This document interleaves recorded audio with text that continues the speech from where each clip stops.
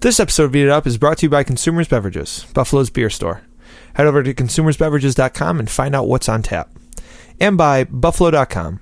Go to buffalo.com/audio to listen to other great Audio Buffalo podcasts featuring Nick Mendola, Buffalo Blog, In Pod Forum, and more. On today's podcast, we have Cam and Jess, the owners of Vera Pizzeria. They came down to talk about the start of Vera, how they ended up in Buffalo, and their success so far. Let's get to it. How have you been doing it? I noticed you had some pretty major knee surgery.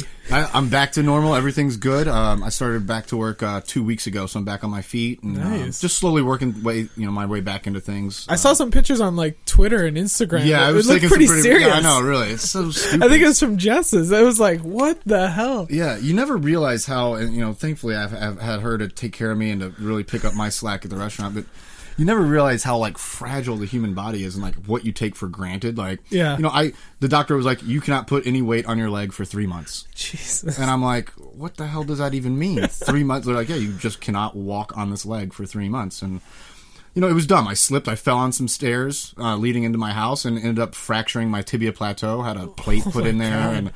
and it was optional if I were to do the surgery, but he was like, listen, with the surgery I can guarantee like 100% like recovery. And yeah. He's like, if you don't get the surgery, prognosis is still the same, no weight on it for 3 months, but it might not ever be how it was. So Jesus. My first surgery, and I was nervous about that, but everything went well, and that has to. I healed up faster than normal. I think it only took me about 2 months. I mean, John and I were in New Orleans at the end of July, and I was walking all around that city, and everything was fine. And I still have a little like support brace on here, but yeah, other than that, it's ridiculous, man. It was absolutely. I was just like in who shock. opens a restaurant in the same year like breaks their leg?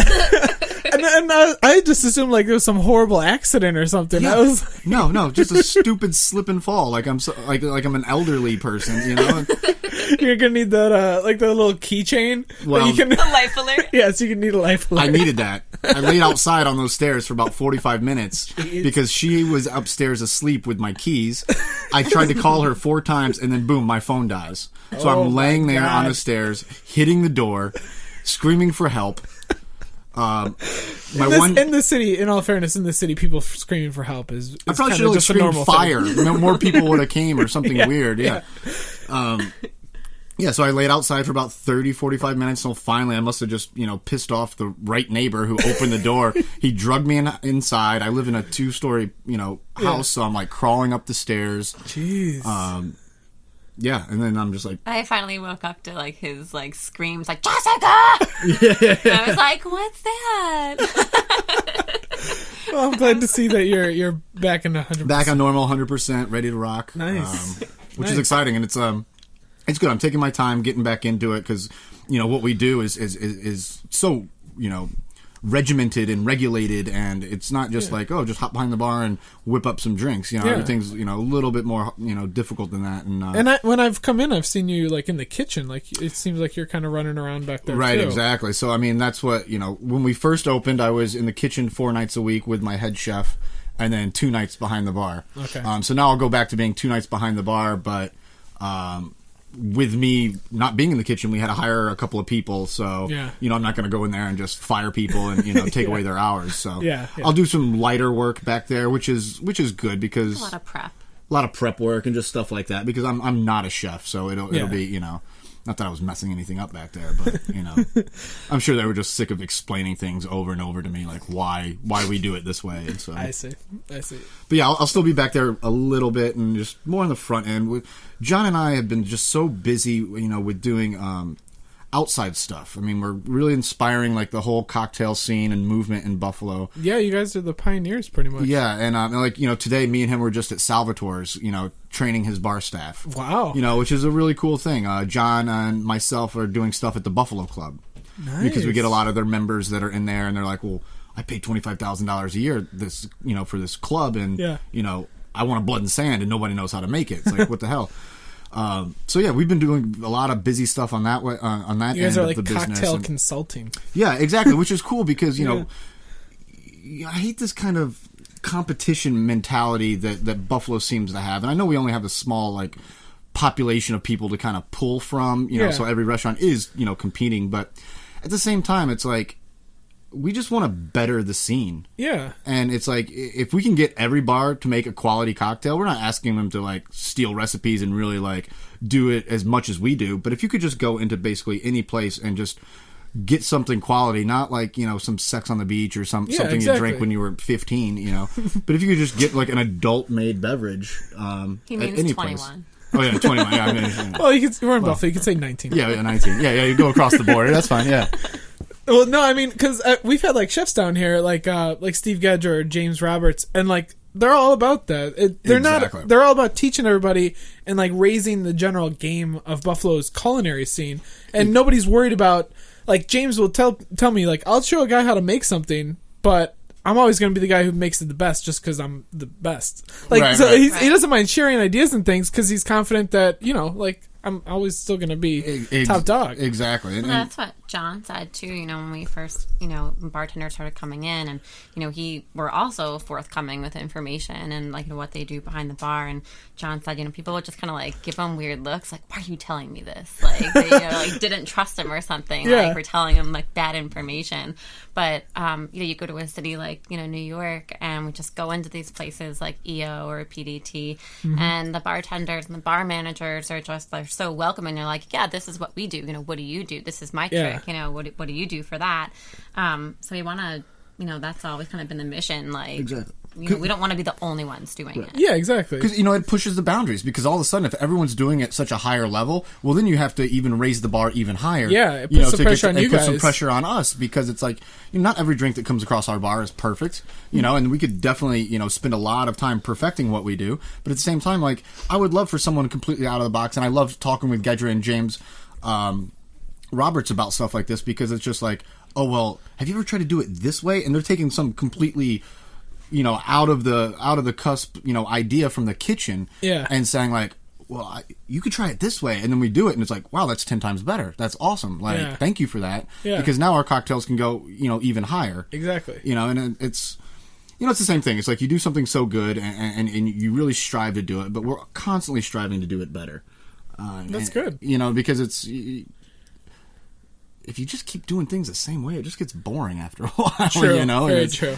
It's like I would love today. There's just like, oh my god, I got to make another aviation. Oh, that drink is so boring, or like, you know. Yeah. I think that goes behind like the whole thing of why we opened up a restaurant in the first place. Yeah, I mean, like Cameron had been in the restaurant industry for so long, working for other people, and you know, once we really started getting into, you know, mixology and classic cocktails and stuff, and the bars that he worked at really weren't into that. We're like, all right, we need to do something ourselves. Like, that's enough is enough. Because that's what I did. You know, I tried pitching this idea on my old owners and handlers, and you know, I was like, hey, listen, this is like a really big thing and a big movement that's happening. Like, we should get on board with this. We should, you know, start doing this. And they're like, no, Buffalo, they want a blue and a you know, a vodka and tonic. You know, and I'm like, okay, but you know, we're really missing out here, and I think there's money to be made, and we could all benefit, and this would be like really no. Just keep doing the way you're doing it. Everything's fine. Just, you know. Yeah. It's like, all right, well, I think we're kind of insulting our guests when it's like, oh, here's this, you know, pomegranate juice martini, and it's like, this person has a wine collection that's like stocked with like amazing burgundies. Yeah, they probably have a basement maybe dedicated or something like that. Exactly, they have a pretty like high fine palate, you know. And this is a fine dining restaurant. Why are we treating the cocktails like you would treat, you know, a 19-year-old college dive bar? Let's elevate this to where it should be, you know.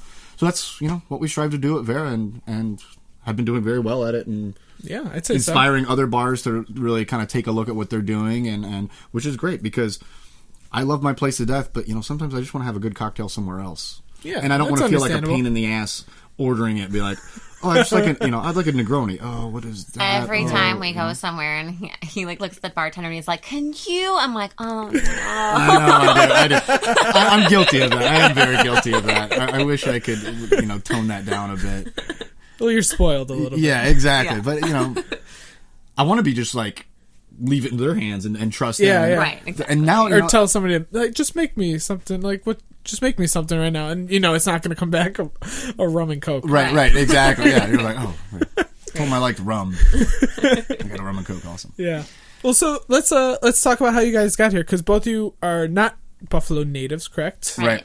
Where are you guys from? I grew up in Poughkeepsie, New York. I grew up everywhere. I was born in Tennessee. I lived in Houston for a time.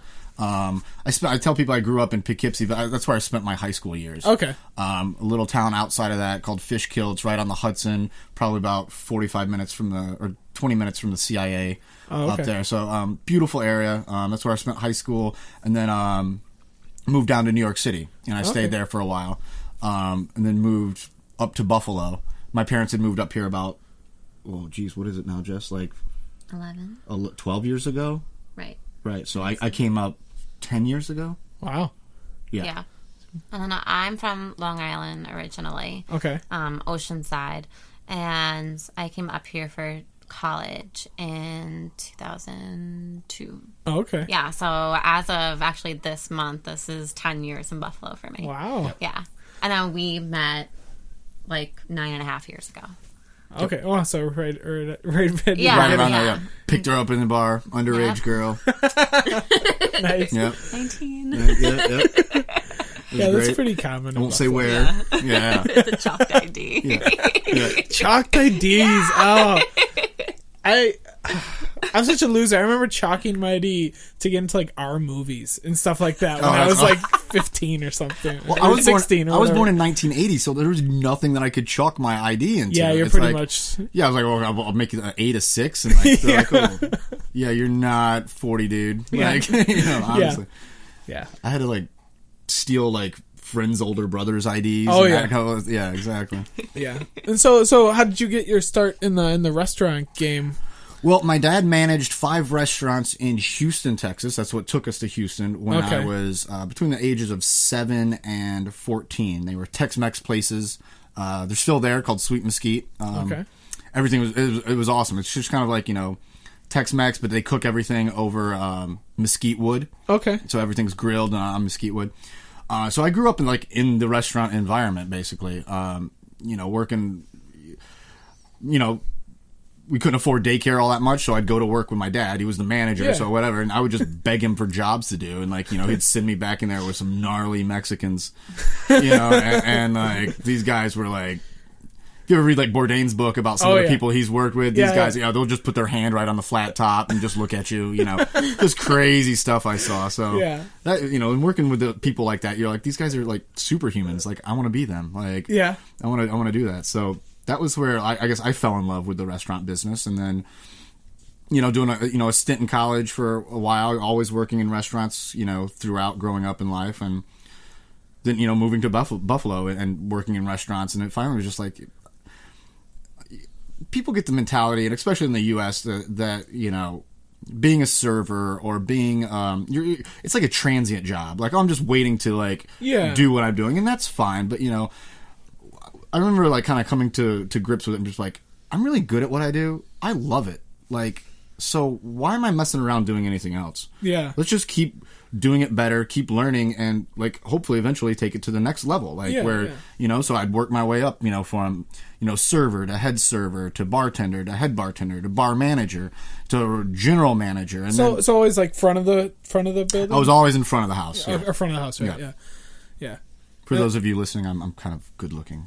Not that there's not good looking chefs out there, but that's going in the best of 2012.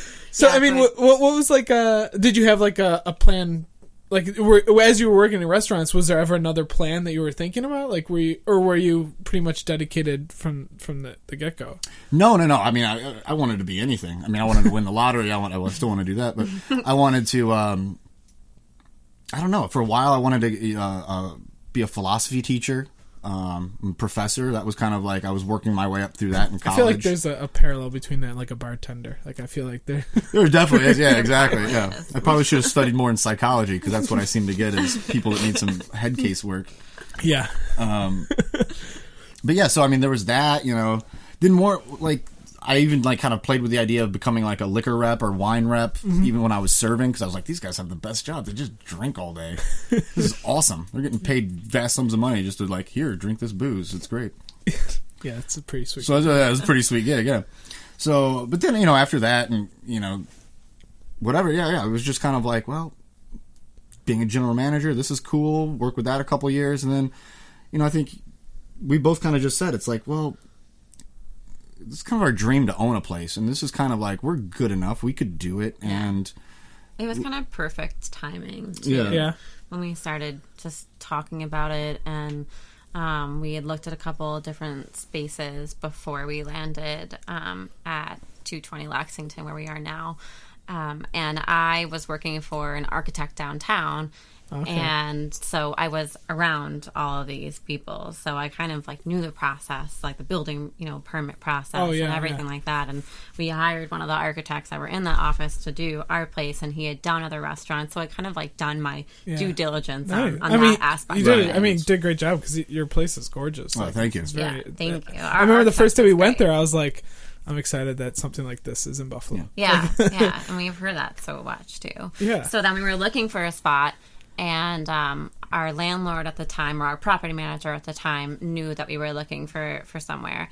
And the space at 220 was open, and it used to be a yoga studio. And he wasn't doing anything with it. He wasn't advertising it. It wasn't anywhere. Wow. And he just said, hey, guys, I know you're, looking to do this restaurant. Here are the keys. Like, go. Just whatever. Just go check it out. Go look at it. We didn't, he just let us go in there for months and, had our architect, do the drawings. And before we even got approval from the city, we were, allowed to be in the space and had the keys 24/7. Yeah. So awesome. We were like, we need to do this, now. Yeah. And like our whole kind of mentality was like, we both kind of looked at each other and we're like, listen, we're young, we don't want to work for people for the rest of our lives. It's kind of time to build our own pyramid instead of helping someone else build their pyramid. Yeah. And we had talked about that for a while, not necessarily like having our own restaurant or whatever, but that was always our vision, was to have our own business, whatever it was going to be. Yeah. Doing something for ourselves. Yeah.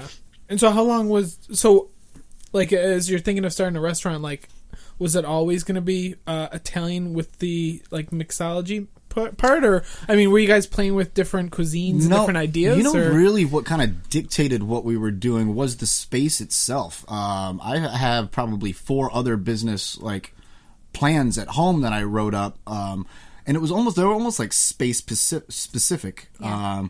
We had an Asian place going for one time, trying to like play with that idea. We had a different chef at the time for that. So that was kind of on the table. We talked about actually doing like a legitimate tapas place, and that was kind of there. There was So then once we walked into there, we were just kind of like, no, this place like just screams like just good kind of comfort neighborhood soul Italian food, and kind of little modern takes on real classic Italian dishes, or just our kind of takes on them. Yeah.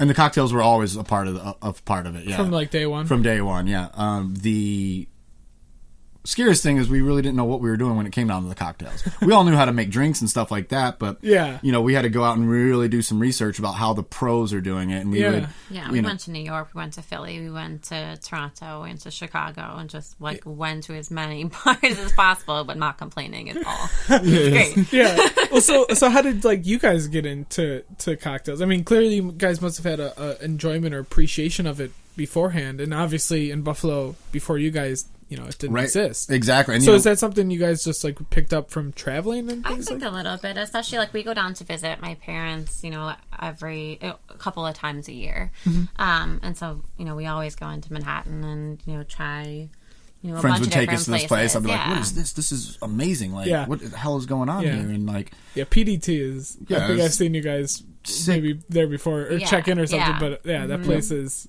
PDT, EO is probably our favorite place. Yeah. And EO is employees only, it stands for. They were kind of the originators of getting back to like pre-prohibition classic cocktails, kind of remaking this like resurgence.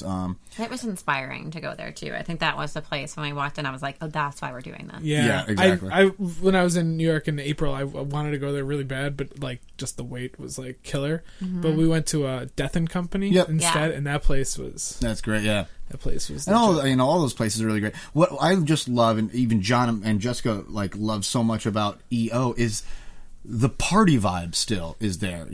There's a lot of places that we went to where, it was a little pretentious. People were kind of studying their cocktails and like really like uber nerding out about it. Like, I mean, I can nerd out with the next guy when it comes to cocktails and stuff, but I mean, they were like really like I got that over vibe. the top. Have you guys been to Booker and Dax, the Momofuku cocktail bar? No, I haven't. Oh, I went there and it was cool, but it was a little too nerdy cocktail for me. Right. Like there's like centrifuges and like 1500-degree pokers and stuff. I was like, all right, this is a little much. A little serious. That's what I love about Vera too, is that like, you know, we're loud and like kind of unforgiving about it and stuff like this is our place and this is our vibe, and you know, I don't regret that at all. Exactly. It's still like, I mean, you're still out drinking. You're still out, you know, enjoying nightlife and you're out there, you know. We don't all need to sit in quiet rooms and like quietly sip, you know. Yeah, exactly. You know, pre-Civil War New Orleans cocktails, you know, and really analyze them and really get into it, you know. No, I agree. And I mean, I think the coolest part about Vera is you guys have a really good crowd, it seems. Like it's young. It's like kind of like working professional, young, like, and it's just an awesome vibe. And you guys aren't afraid to, you know, play music and exactly, like rock that. it out. You know, and at the same time, it's like in that atmosphere. I'm not kind of putting this out there as like a party bar, but it is a party. But you know, we're banging out these awesome classic cocktails, or our renditions of classic cocktails. You know, and very expediently, you know, and very much. You know, I doubt even if.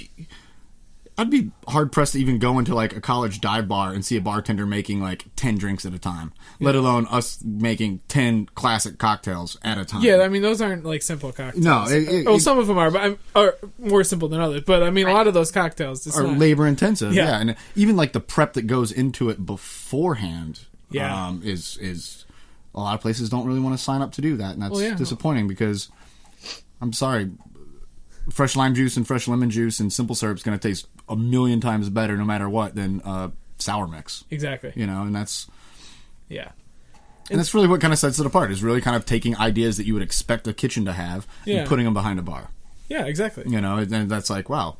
If a chef was like buying pre-cooked food and then just heating it up, it's like, what do you do? Like, you're not a chef. Like, so just the same. It's like a bartender is like, you're just buying like juice out of a can. Like, that's all pasteurized. That's not cool. Like, just go squeeze some juice, bro. Yeah.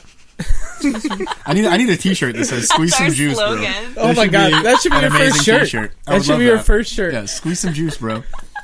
It's all yours. Awesome. It's all yours. This is probably going up in like 3 weeks, so you got 3 weeks. 3 weeks to have it. Definitely. That's awesome. That would be awesome. Yeah. So your guys like coming out party, at least to like the civilian world, not the insider, was your article in Buffalo Rising. And I remember we got like a shit ton of people asking us like every month, like, when are you guys opening? Like, right. So when are they opening? Have you heard anything about Vera? When is it opening? Like, did you guys notice? I mean, because you guys have a pretty packed crowd every night. Have you noticed? Like, has that been surprising? The amount of interest, like literally from the start. We had a lot of great friends involved in a lot of media, and they were really excited for us, and that was really cool. So they did like heavily promote us from the very beginning. You know, and Newell's a great friend, and I really appreciate what he's done for us with the Buffalo Rising articles.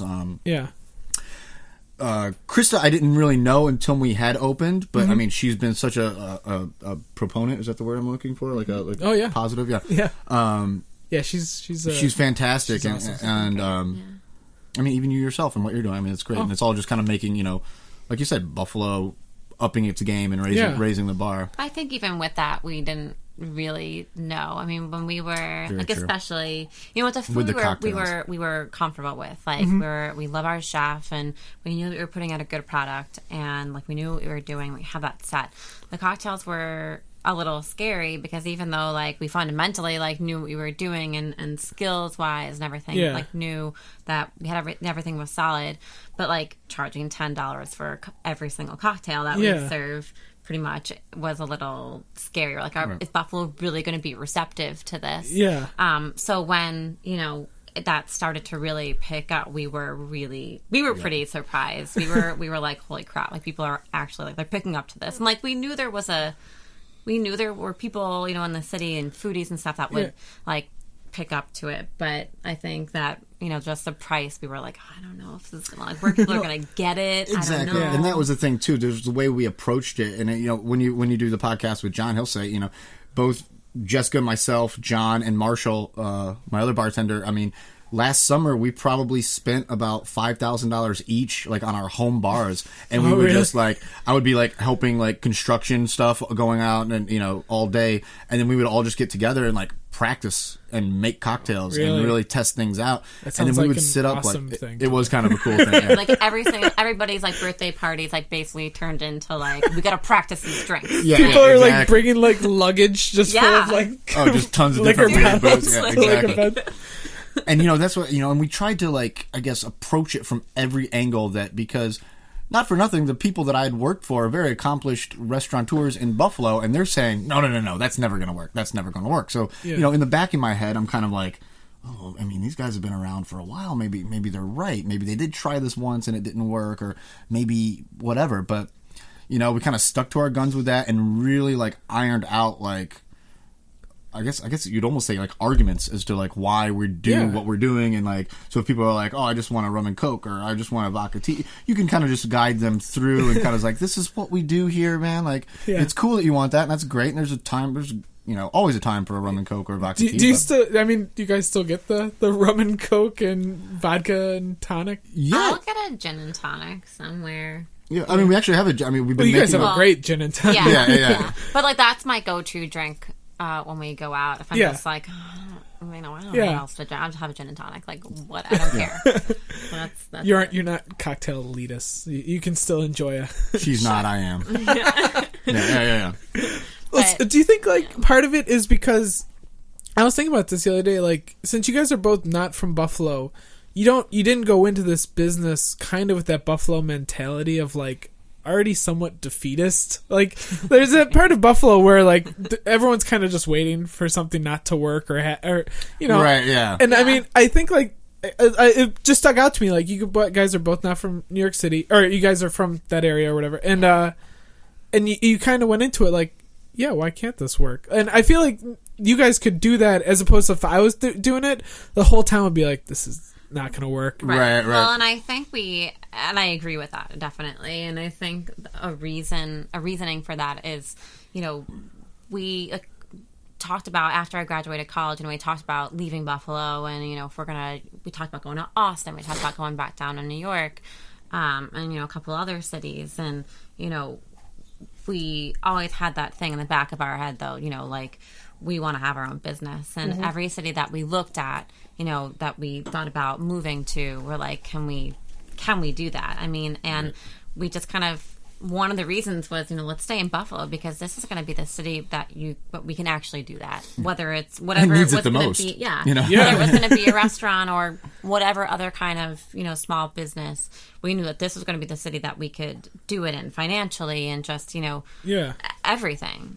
And that's what, like, I even, I've said in other, like, magazine quotes and stuff, it's like, I feel that Buffalo still has, like, the American dream is still alive here. It's like, I didn't come from any money, Jessica didn't come from any money, but we were able to open up our own business and be successful at it and do what we do. And it's, I feel, would this restaurant and bar program work in Manhattan, Boston, DC, LA, anywhere? Yeah, of course, and they're actually doing it, but I don't know anyone with like $4 million to help me open a restaurant in New York City. Or exactly. And so it was great in Buffalo and this market where, and living in Buffalo, I was sick of always hearing, like, oh, Buffalo, I got to move out of here because Buffalo doesn't have anything. I go to all these other cities and it's like, they have this and they have that. Well, Buffalo doesn't have anything. Well, they were correct. They didn't. But in the back of my head, I'm like, well, why doesn't Buffalo have anything? Because obviously if everyone's kind of griping that they don't have it and they want to leave to go get it, so then obviously there's going to be people that have it or that want to have it here.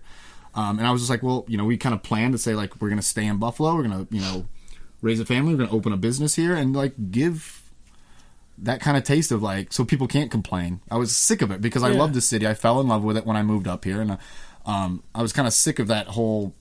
It's almost kind of goes back to your, like, kind of defeatist argument. Like, oh, I got to get out of Buffalo because they don't have anything there. Well, like, then let's put things here. Let's do it. We're all young enough. We're cool. Like, we Yeah. don't have to all move to Brooklyn and you know, Go to Williamsburg. yeah, exactly. You know, and start a band. Like, you know, Yeah. we can, you know, we can do it here and excel at it because we're all young enough. And you see that a lot, you know, and I see a lot more businesses opening up in Buffalo, and a lot more people, not immediately the day after they graduate college, moving the hell out. Exactly. And that's awesome, and that's exciting. Yeah. And that's, I mean, just even in the food world, like in the last 3 years, the growth in Buffalo's like dining scene has just been ridiculous. it really has. And It even has in the exploded. last Even in year, the past 12 months. yeah, In the past 12 like, months, I it's mean, you see like so much. Chris opening Nono, and you see 2 Ethiopian restaurants opening. Right. Yeah, you see like these like niche restaurants that, you know, 5 years ago people would be like, that'll never never work. fly. Like, what's Yeah, going on? and now people are like, yeah, that'll work. Yep, exactly. Yeah, and so I think that goes along with Vera. Like, And what's really cool too is I've noticed just the amount of like other nationalities showing up in the city. Like, I don't know, all of a sudden, like, I was here 10 years ago and you couldn't find a Burmese person. yeah, and You now know, apparently there's 6,000. now I can throw now I throw a rock and I hit 2 Burmese people. Yeah. That probably wasn't kosher to say, but that's really cool. Not that you're throwing rocks at not Burmese throwing people. rocks at people, exactly. But that's really cool because I'm going and eating at their restaurants, and I'm like, Yeah, Sun is awesome. Sun is fantastic. And I'm like, what is that flavor? That's awesome. And then they're like, oh, you know, and they'll tell me what it is. And now it's available to me because I know what it is. And now it's churning like wheels in my brain for like, well, that spice would be awesome somehow in a cocktail. Like, Nice. and that would never have been possible had, you know, these groups not been showing up. And it's kind of making it more of a melting pot, and it's not so just, it's more culturally diverse. And with that being said, like, I think all of us restaurant people and are at least learning from that and trying to take stuff from that because the food's delicious, it's amazing. So let's incorporate some stuff that they're using, and you know, and we'll put it in cocktails. Whether, you know, James Roberts or Steve would, you know, put it in a dish, that's awesome too. But like, you know, we're thinking more cocktail based or whatever. So I don't know, that's exciting, you know. Yeah, to see how Buffalo has changed, and like you said, in the past like year, Jesus, like. Yeah, it's been awesome. Been fantastic. Fantastic. So great. Yeah. So, I mean, I guess right now, like, I would say that probably the biggest feature of Vera would be the cocktails, you would say. Right. And the food is kind of, it's second. I mean, and that's no disrespect, but, I mean, you guys are known for the cocktails. Yes. Is there any part of you guys that want to also shift the focus to the food too? Like, of course, and that was the biggest our newest menu change. We change our menu 4 times a year with the season. Our biggest deviation from what we originally started from, and like actually putting a lot more focus into the food, has been this last menu. And that's exactly because we don't want to be like, oh, they have amazing cocktails but food's just okay. Like, we want the whole experience, and we're only trying to get better.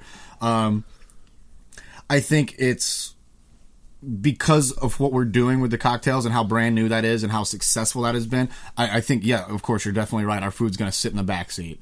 But like, that's not where I want it right alongside, and that's where our strive and our goal is. And like I said, we're barely a year. We're almost a year old now, and so you know, it takes some time to iron out some of the kinks and difficulties, and really just hammer it home to where you can really nail something and then improve upon that. And keep going. I think our food has always been good, but I think because the cocktails have been such a new idea and a new program in the city, and they kind of overshadow the food, for sure, you know. So now we've definitely we're just working with our chef so much on like, let's elevate the food, and you know, let's change things, and let's get it right alongside our cocktails. And he has all the talent to do that. I mean, he is amazing. He was the, you know, sous chef at Toro for a long time, for like 9 years. Park Lane, he was the head chef there.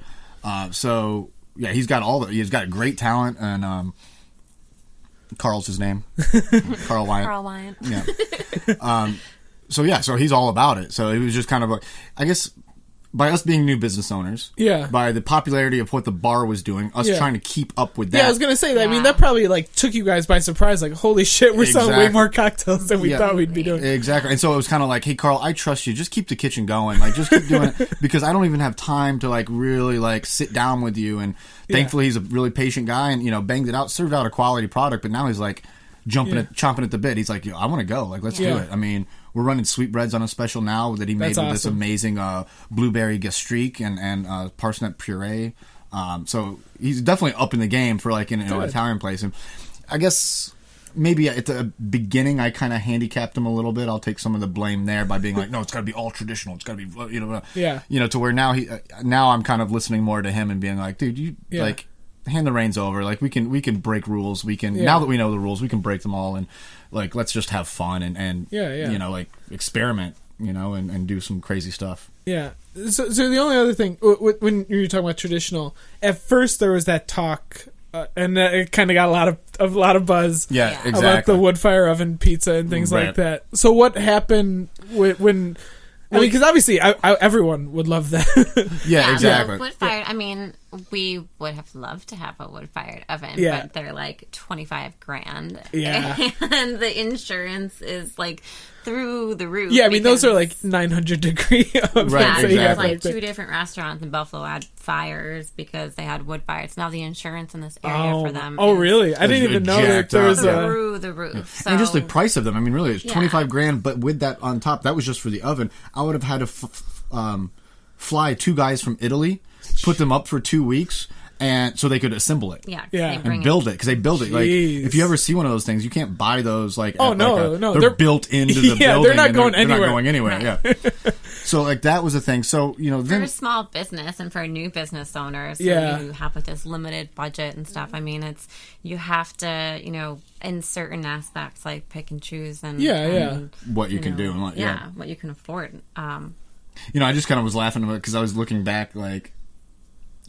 Just some of the equipment that we first started with that we've like completely just destroyed and like moved up because we couldn't afford the other stuff. It's just really funny to be like, and we didn't know the volume when we used to have that of what we would be doing. So we just ruined equipment because like we were just like overusing everything. Yeah.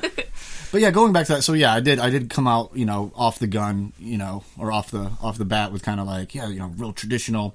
I couldn't do the pizza oven, so. I bought, a regular, I can't think of it either. Yeah, like a gas pizza oven, a flat oven. Yeah. And I lined it with stones that I imported from Italy. Oh, wow. I tricked it out to where it burns at 750 degrees, not like at a normal, 550 degrees. But then, that being said, we still took a lot of heat because I was using all the exact same ingredients that they would do to make a classic Neapolitan-style pizza. Yeah. But I just didn't have the correct tool to make a traditional Neapolitan pizza. And it took me a couple months to learn that. You could have all the right ingredients all ready to go, but if you don't have the right tool for the job, it's not going to be... Yeah, and I mean, you can even look at Rocco's, which is out in Amherst. Mm-hmm. I mean, they have the wood fire oven, and they have all the parts, but even still, it's been up and down. Right. You can even have, everything, but that is a... And pizza is the most subjective. It really is. I've said that it is the least favorite thing to write about here because I'll go to pizza and hamburgers. I think would be the hardest thing for any food writer to write because everybody's had the greatest hamburger ever and it's always at a different place. Exactly. And Buffalo pizza is king. Exactly. And not even gourmet pizza, but just sloppy, greasy pizza. Right. And everybody thinks that the place on their corner is the best place in the world. Right. Exactly. And when I go there and it's it's kind of like everything else, then I'm then you're the jerk. Yeah. You have no idea. You don't even know. Yeah. But so pizza is kind of a touchy subject, I guess you could say in general. Right. But where was it? What else was I going to say about that? The the tools for the job. Yeah, thank you, Jessica. Yeah. So that was kind of a waking up point for me when I was like, you know what? Yeah. I thought it was I'll just get all the same ingredients. I'll trick my oven out a little bit, and we'll be fine. It'll be awesome. Yeah. And it was great, but it wasn't what I like. I didn't think that it would really make that much difference. I see. What I noticed too about people that do have wood burning ovens. And I worked with one at Duo, which is now Bambino. Yeah, and awesome oven. It was actually the bartender's job most nights. Really? To make the pizzas. So that was awesome. It was behind the bar. Yeah, so the pizza was behind the bar. That was awesome layout. But they're not keeping the ovens hot enough. Yeah. They're bringing it up to 500 degrees. Yeah, and letting them stay there, but they're supposed to be at like 800 degrees, or if not 900 degrees. Yeah, it's supposed to take like 90 seconds. 90 seconds is the top, is the max to cook a pizza. And, then I'm looking at it from like an owner's aspect, be like, well, that's a lot of wood. That's a lot of money, over time, like, to really keep the ovens at that temperature. So I can see why they're slacking on it to where they're like, well, we got a wood burning oven. It's not necessarily it doesn't really impart much smoke flavor. Yeah. But it's really that high heat where everything's just like, boom, 90 seconds, pizza's out, Yeah. So I would say that was a thing that, even people that do have wood burning ovens, they're definitely not kept at the right temperatures. Yeah. Like what you were saying about Rocco's, it's hit or miss. Yeah. Probably the times that it's a hit is when they're burning the ovens properly and you're really rocking it out. Yeah. So, how does like the R&D work for when you guys are coming up with new menu? I mean, is there like for cocktails and things like that? Are you guys collaborating with John and the chef, or are you kind of letting them go on their own, or how does that work? I think it's both. I think we kind of, I say, they have in the back of their head like, all right, like season's changing, like, gotta think of, the next menu. And what we've been doing lately, like I think the past 2 menu changes, we've been running a lot of items as specials and kind of testing them to see how they'll sell. And then if they sell really well, then we're like, okay, that's going to be an item on the next menu. So we kind of let John and the bartenders and Carl, our chef, run with it. Yeah. And they come up with, their ideas, and then we all meet and we say, hey, this one sold well, this one tasted great, let's move it this way, let's, there's definitely like a definitely research and development process. It's I think I'm it's sure really awesome and fun to be a part of. Yeah, exactly. There's a good collaboration. I have to try another drink. Yeah, it's like, okay. We'll make it this way. Okay. Oh. Yeah. That's what I think. We all collaborate, all of our bartenders. Besides myself and John, I have Kerry Quayle and Marshall Schuttle, who's been there with us through day one. Marshall has, and he's very talented when it comes up to with specials. And we kind of defer to him a little bit of like, hey, you run with the specials this week, and let's see what happens. And he's so talented. But other than that, it's basically we all sit down. I mean, everybody's included, and what's awesome is we have a staff that loves traveling. They've lived all over. Yeah. They love going to cocktail bars. Yeah. So they'll bring us ideas back, or they'll be like, hey, I just stole you this menu. Like, check this out. And that's cool. Like, John and myself just got back from New Orleans. I was going to talk to you about that. They do an event called Tales of the Cocktail every year. And basically every mixologist and bartender, spirit company kind of descends on New Orleans for like 4 days of seminars, classes, drunken buffoonery. It's awesome. We all just get together and learn from each other. Did you... I talked to John briefly. Like, so you guys basically were like literally learning. Like, this is almost like you were going to seminars, like learning new shit. Yeah, exactly. Yeah, we did not... I mean, I guess, and John will probably tell you even more about this. We took away weirder things. What we basically got was a confirmation from all of these amazing cocktail bars. Is like, you guys are doing it right. Like, you guys are doing it proper. And that was awesome to kind of get like that real pat on the back from like the seasoned pros and the people that are writing books and, writing in Food and Wine and GQ and stuff. They're like, yeah, you guys are doing it proper. That's awesome. Nice. So that's cool to, let the Buffalo know, like, it's legit. Like, we're not just, like, screwing around over here. Things up. Yeah, exactly. But we took away some other stuff, real, I guess, restaurant nerdy, heady stuff that's, like, really building a world-class bar team. Really kind of what you do with that. I think they're going to say, like, looking at really cool glasses. Yeah, no. We did some of that, too. There's definitely some stuff. Look at the edging on this. Yeah, exactly. Oh, look at that. We did. There was some of that, yeah. But another, we took one of the classes we took was the process to perfection. We took another class that was all about how aroma plays so much into a scent, and like the science of smell was basically that. And that was a real dork class. I think John and I mean, we've been drinking all day. We were kind of really struggling in that one.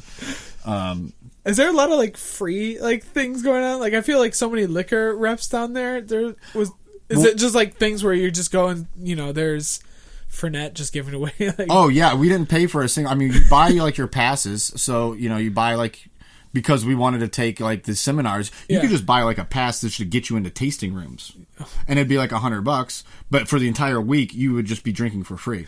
I mean, the only times we paid for cocktails were when we went out. They would do these amazing events that was just like the first night was their 10-year anniversary birthday party. Wow. So they basically rented out their history museum, which is like or their art museum, which is like the Albright Knox. Yeah, and they threw like a 9,000, 10,000 person party at their museum, and John and I are looking at each other like, would Buffalo ever do this? Like, it opened at 9, it closed at 2 in the morning, like, and we're all 10,000 people are drinking, that's amazing, banging cocktails, and just partying and socializing. And they had like a tiki hut with some dude on a trampoline getting all weird. There was DJs. Yes, Sailor Jerry had like a burlesque show model thing. So, I mean, the amount of money that, the liquor companies and that throw at these things was just gargantuan. It was just ridiculously to think about, like, oh my goodness, how much this cost. But, yeah, I mean, every class, you were drinking in every class. Yeah. And the Science of Smell one was cool because, like, he made us smell like roses, and then he took, like, a bay leaf, a dried strawberry, cardamom pod, and just like some vodka, and we all just kind of muddled it up there, and it was like, that smells exactly like what the rose that we just smelled like. So that was kind of cool to see how you can manipulate. He was definitely like from like a perfume factory, that guy. Like, it was kind of weird.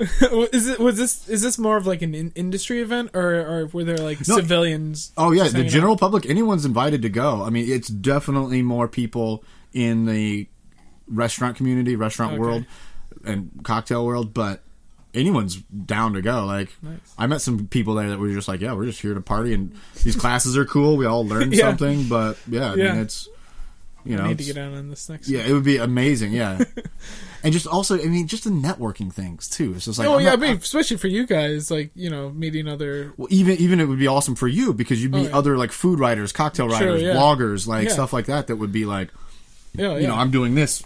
Yeah, in this city, or just talking about that. Did you guys get to meet anyone that was like high up on your like want to meet list? Oh my goodness, yeah. That was amazing. We'd be at these parties, and you'd look over and be like, "Oh, there's Jeffrey Morgenthaler. That's awesome. Oh, there's Tony Abrougaram. We call him Tag in the industry, but like, oh, there's Dale DeGroff. Oh, there's Jim Meehan from PDT, and like."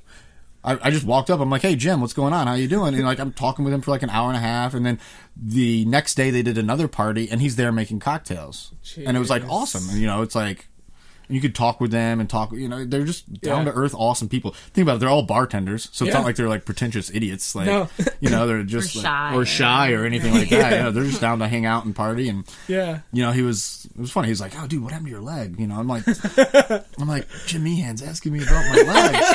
Like, this is awesome. But then it was cool just to be like, and actually realize, like, it's like you meet a rock star, and you have them on such a high pedestal, and then you get to meet them, and they're like, it's just a regular dude, and that's what I kind of say about myself and even these heroes. It's like, we're just regular people with like abnormal abilities, just normal people with abnormal skills. Like, we're very approachable. We want to hang out and talk, and it's exciting. Nice. And that was what was so cool about that event, man. It was just like everywhere you looked, like, oh, there's Audrey Sanders from Pegu Club. Let's go talk to her. Like, anybody, and they're just there hanging out and just want to talk with you and chill, and that's awesome.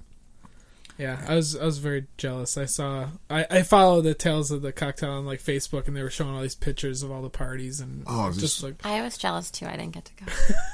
Someone needs to man the ship. I gotta hold down the fort. You gotta hold down the fort. It's just as important as me and John going to educational classes. And you got to hang out with James for a day, right? James was down there. Yeah, it was kind of funny.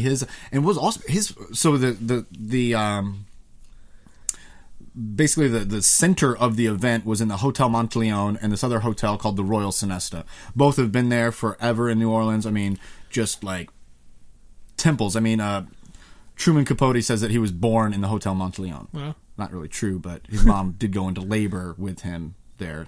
She was rushed to the hospital. But, anyone, Fitzgerald drank at both of those places. It's literary giants are just like, are always around booze, it seems. That makes sense. But so yes, I mean the history of this hotel, Walter Bergeron, one of the classic gods of bartending, was behind the Hotel Monteleone. So being a part of that in this history, and then finding out that James Roberts' dad redesigned and did the whole re-interior decorating of that bar. Yeah, it was like, and all like renovations and stuff. I'm like, that's amazing. I didn't know that. So it was cool. He was down there. We got to hang out with him for a day and just partied up. It was like, and that's his hometown, which is awesome. His father, they live, I think right outside. He told me. Can't remember exactly what it was. Yeah.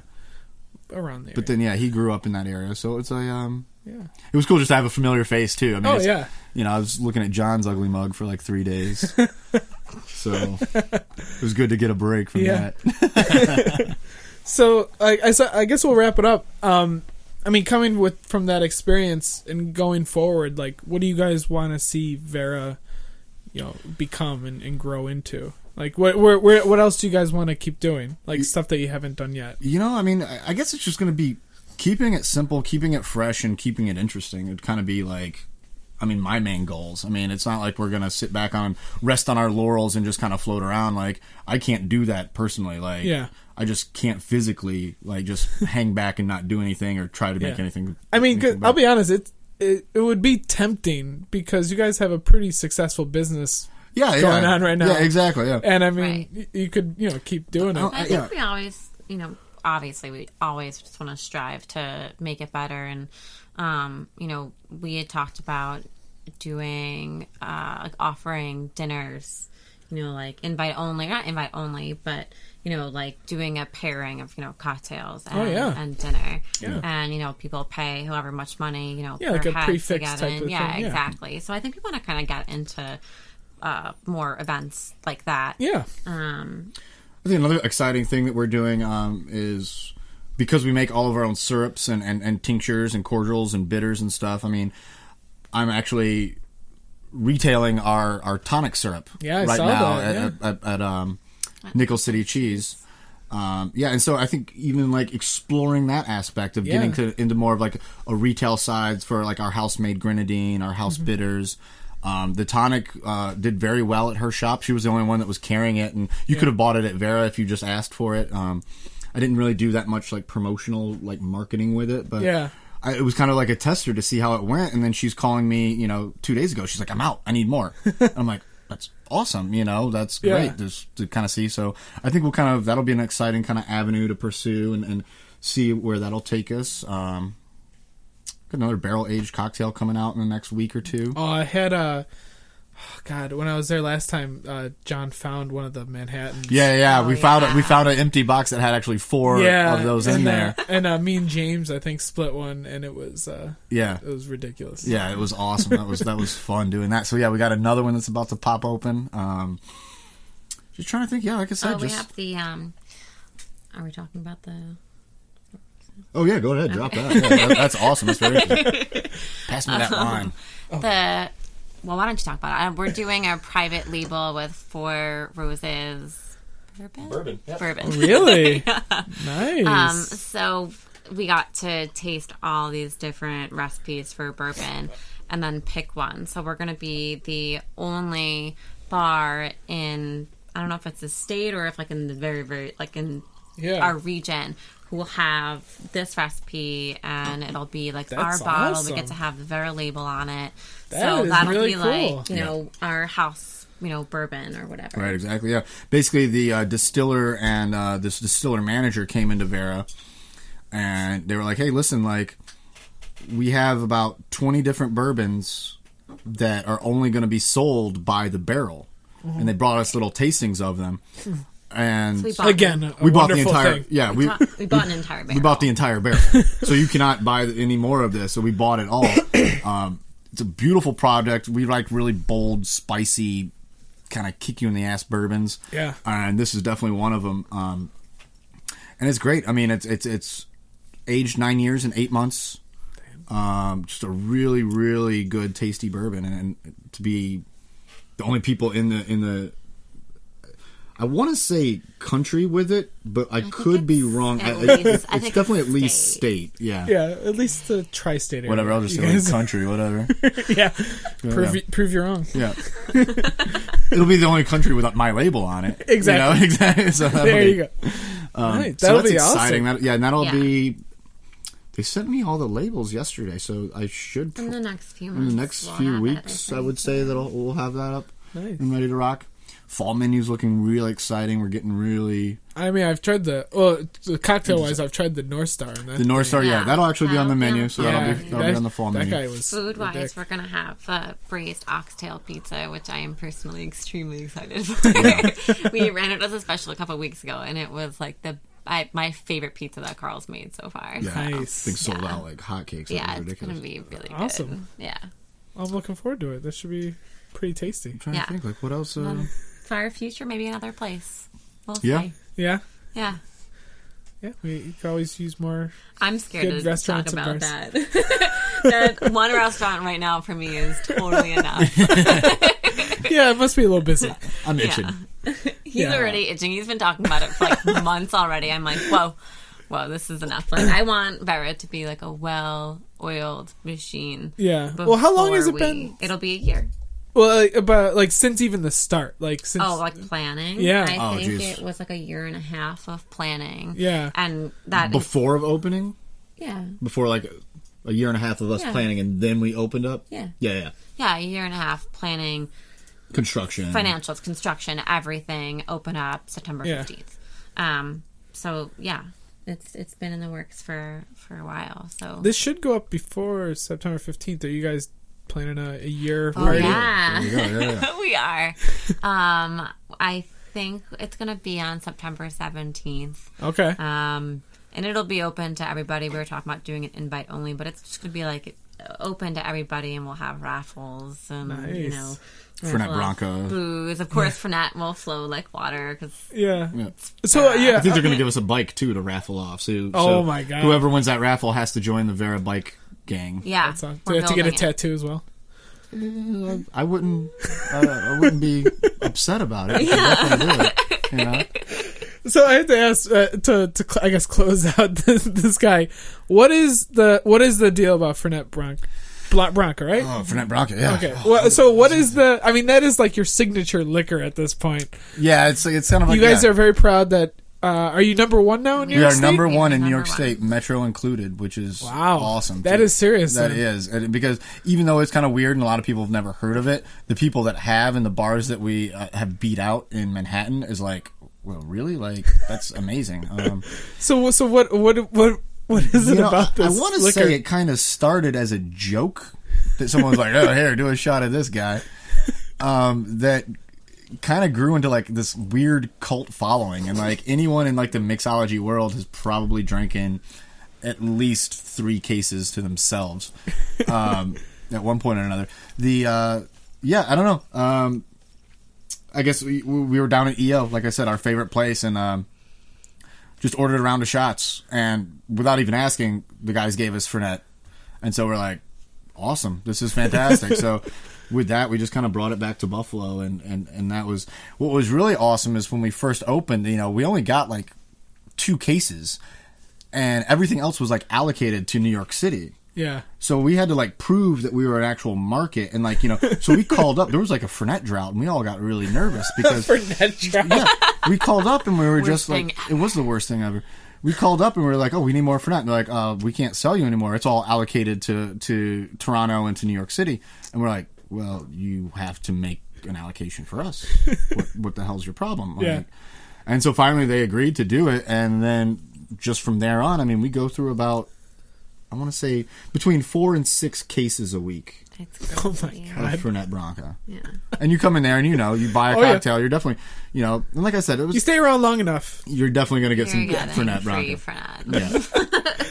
And it's kind of one of those things too, because we do realize that our cocktails are $10. Their cocktails are damn strong on their own. Yeah. You don't need to drink 5 of them. Please, like, if you do, you better like be able to handle yourself, because it'll be kind of rough. But that was kind of like a little kickback, like, hey, here's a thanks to you. Here's a little Fernet. Enjoy yourself, and And then when we got the first Fernet bike, we were like, okay, that's it. Yeah. We just, Now you're legit. yeah, now we're legit. Now we need to keep selling more. Yeah. And I didn't mind being number 2 because that was a really funny chant. Like, we're number 2. That was a good, like, I love your trophy up there that just says, does it just say loser? It says I suck. I suck. Okay, all right. I was last place in the fantasy football draft last year. Oh, so you got the I suck trophy? That's great. Yes, we were happy with number 2. Yeah, we wanted to have a trophy made that said we're number 2. Yeah. Yeah, But now we took it off. So yeah, I can't explain the flavor of Fernet. It has a minty finish. It's made from 29 different herbs and botanicals. I enjoyed reading the story about it and how like some people thought like it used to have like cocaine in it and things like that. Oh yeah, they had no, yeah, exactly. It was just like it's got a bunch of stuff. What I love is I you'll get these old Italian guys in there and we'll buy them a shot of Fernet and they're like, "What the hell are you giving me that for?" Like my grandmother used to give me that when I'm sick. Like, that's messed up. And I'm like, no, we just do it, shots of it. It's, very medicinal and amazing. And yeah. I think it's really kept us alive and pretty much sane throughout this whole experience. I'd like to credit Fernet a little bit for the for the health and well-being of my crew being able to... If you see our staff doing shots of Fernet together, we call it a staff meeting. Yeah, and then we have... I thought you were going to say a staff meal. No, staff meeting. Yeah, and there's also Fernet o'clock.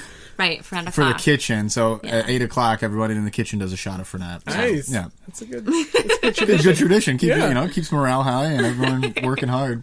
Nice. So, well, guys, thank you so much for coming down here. This was thank you so much. Thanks awesome for having talk. us. And keep doing what you're doing. You guys are doing a fantastic job. We plan job. on it and we were loving it. And, thank you. We're going to push it. Thank you so much.